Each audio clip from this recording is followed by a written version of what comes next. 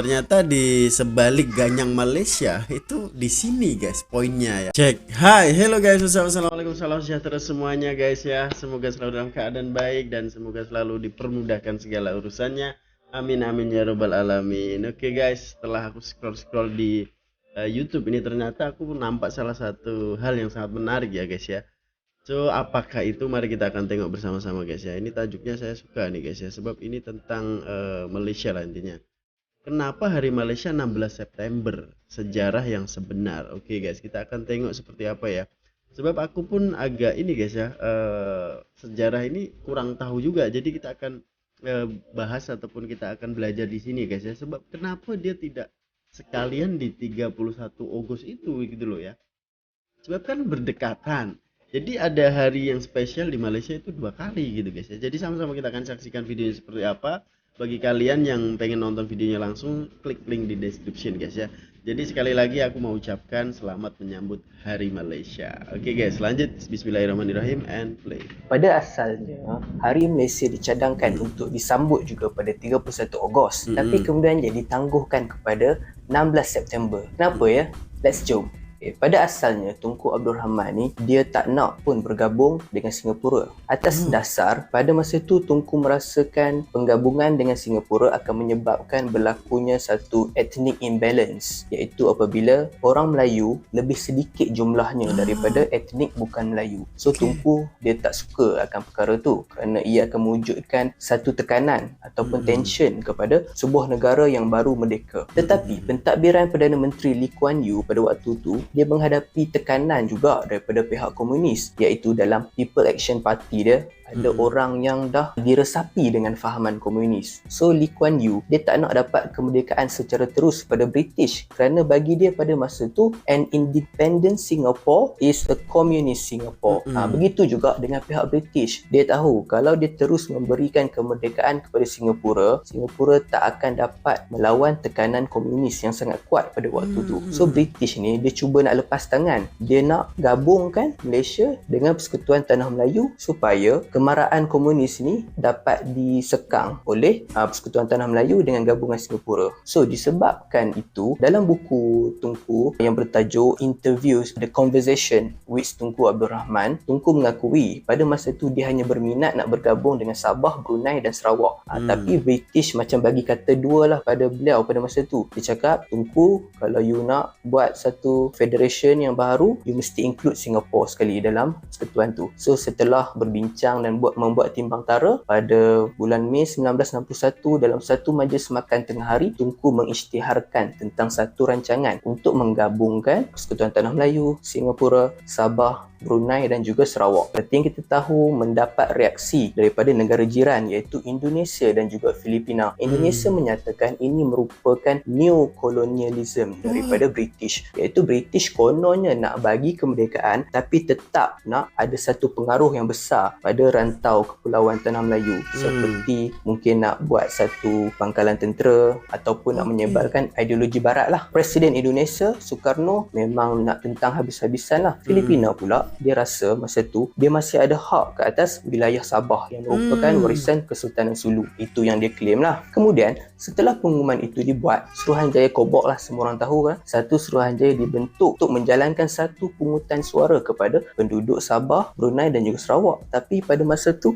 Brunei tiba-tiba atas sebab yang tidak diketahui dia menarik diri. So Suruhanjaya Kobok hanya buat pungutan suara di Sabah dan juga Sarawak. Hasil daripada Suruhanjaya Kobok 1/3 memang nak masuklah dan membentuk Persekutuan Malaysia. 1/3 lagi dia setuju. Tapi dia nak ada syarat yang diperketatkan. Contohnya seperti Sabah dan Sarawak ni diberi hak-hak keistimewaan dari segi adat, perundangan dan ada benda yang dia tak nak kerajaan pusat yang kawal. So dia nak ada kuasa sendirilah. Dan 1/3 lagi memang menentang lah.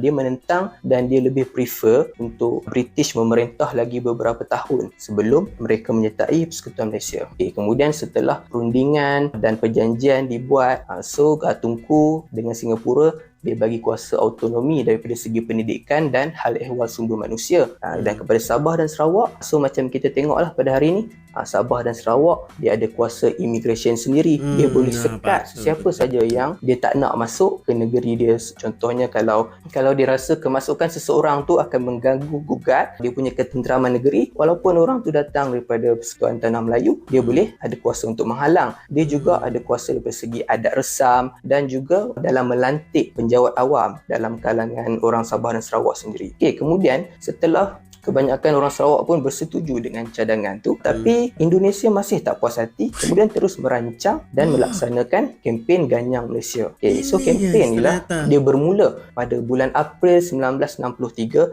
Serangan pertama telah berlaku, iaitu sebuah balai polis telah diserang di Sarawak, menyebabkan seorang korporal menjadi bunga bangsa pertama yang terkorban. So kalau anda ingat satu lagu yang bertajuk Prajurit Tanah Air, yang lagu dia yang inilah barisan kita, lagu tu kan, lagu tu memang diciptalah waktu zaman konfrontasi untuk menaikkan semangat anggota tentera dalam mempertahankan serangan daripada konfrontasi Indonesia. Kemudian pada bulan Julai ada satu lagi, United Nations, Pertubuhan Bangsa-Bangsa Bersatu, dia nak memuaskan hati juga semua pihak Malaysia, Indonesia dan Singapura. Dikeluarkan lagi satu laporan, United Nations Malaysia Mission, dihaskan misi Malaysia. Dia cakap final conclusions untuk pembentukan Malaysia. Apa kata Setiausaha Agung United Nations pada waktu tu tentang pembentukan Malaysia? So maksudnya dalam tu memang panjang lah. Disenaraikan justifikasi pembentukan Malaysia dan laporan itu siap pada 14 September 1963, dan kerana itulah pengumuman pembentukan Persekutuan Malaysia ditangguhkan kepada 16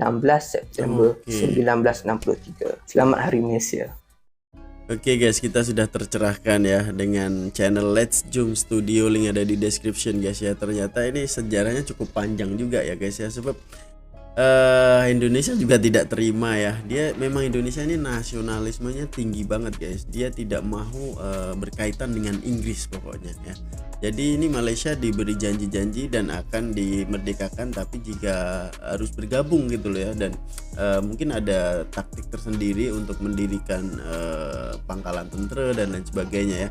Ternyata di sebalik Ganyang Malaysia itu di sini guys poinnya ya. Itu masalah ini ternyata guys ya. Wah, ini sejarah ini sangat menarik sekali ya untuk kita ikuti. Nanti kita akan tengok video-video tentang sejarah Ganyang Malaysia ini, sebab menarik guys. Kenapa boleh ada Ganyang Malaysia dan boleh dikatakan sampai sekarang itu ada loh. Kadang netizen yang memang agak sentimen sedikit dengan Malaysia pasti akan berbunyi seperti itu. Ternyata memang dari dulu lagi ya, dari Bung Karno lagi itu memang sudah tidak setuju gitu loh dengan perjanjian-perjanjian Inggris ini. Dan dulunya Brunei juga mau masuk Malaysia juga ya, Singapura, tapi Brunei mengundurkan diri. Dan untuk Sabah Sarawak ini ada persyaratannya. Jadi memang perjanjian ini dari dulu lagi sebelum terbentuknya Malaysia guys ya. Patutlah waktu itu aku ke Sabah dan Sarawak itu menggunakan paspor, maksudnya ada COP sendiri gitu loh guys ya. Padahal itu kan satu negara, satu Malaysia, tapi kenapa dia mempunyai ini guys ya, mempunyai immigration sendiri. Dan ternyata ceritanya dari sini bro ya, sebab ada syarat-syarat tertentu gitu loh guys ya.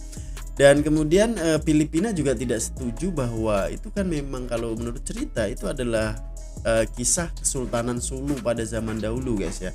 Sebab ada di Sabah situ, bahkan sempat ada yang namanya ini guys ya, bentrok ataupun serangan waktu itu ya. Itu di Sabah guys ya, ada serangan menceroboh masuk ke Sabah dan konon katanya dia nak ambil alih lagi Kesultanan Sulu pada zaman dahulu guys.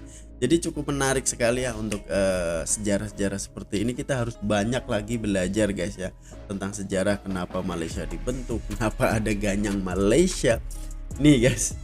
Sebab Bung Karno memang kalau pidato ataupun berbicara di umum itu memang berapi-api banget, memang luar biasa. Aku respect dan aku bangga sebab Bung Karno ini adalah bapak proklamasi guys. Itu memang sangat dikagumi lah ya di seluruh Indonesia, bahkan di dunia juga guys ya. Sebab itu kalau dia pidato itu memang berapi-api banget, dan ternyata ini dari sinilah ya Jadi ya apa pandangan kalian guys ya, silahkan berikan komenan yang terbaik sejarah-sejarah seperti ini. Jadi nanti kita akan belajar lagi. Jadi jika ada video-video yang menarik tentang sejarah Malaysia ataupun Indonesia, silahkan berikan komen ataupun DM di Instagram @bangre2019. Jadi sekali lagi aku ucapkan selamat menyambut Hari Malaysia guys. See you in the next video. Assalamualaikum warahmatullahi wabarakatuh. Bye bye.